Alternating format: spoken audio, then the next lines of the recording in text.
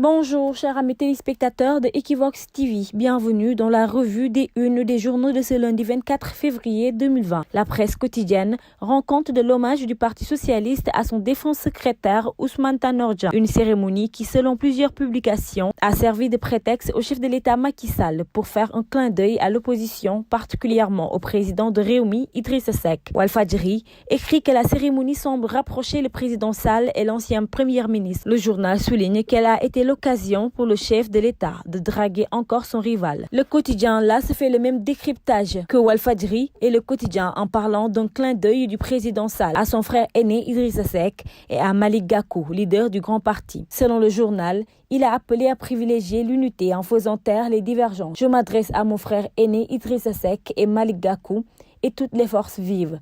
Je voudrais vous dire qu'au-delà de la diversité de nos trajectoires, nous avons en commun la seule et grande référence, qui est que ce pays est le nôtre. Vox Populi affirme que le président de la République a ainsi tendu la main à ces deux leaders de l'opposition.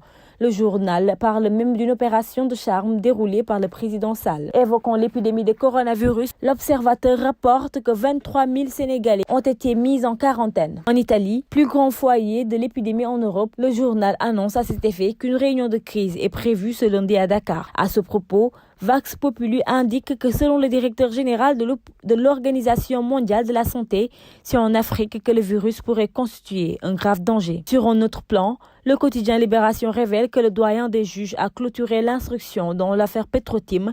Ceci étant, la balle est désormais dans le camp du procureur, indique le journal. Cette affaire est partie d'un documentaire diffusé par la BBC le 3 juin dernier.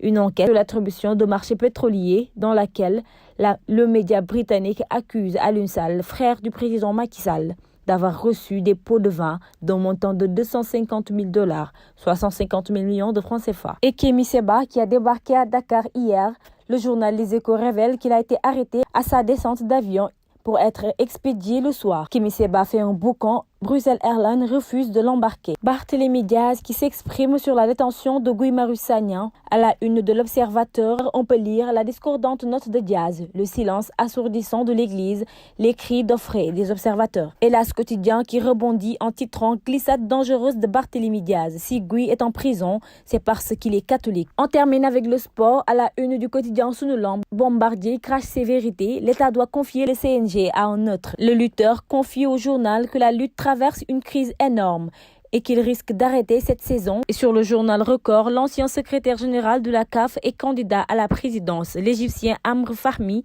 décède à l'âge de 37 ans. La Ligue des Champions à la une de ses journaux sportifs. Record titre Liverpool-West Ham à 20h, Sadio pour le sursaut. C'était tout pour la une des journaux de ce lundi 24 février 2020. On se donne rendez-vous demain pour une autre revue de l'actualité.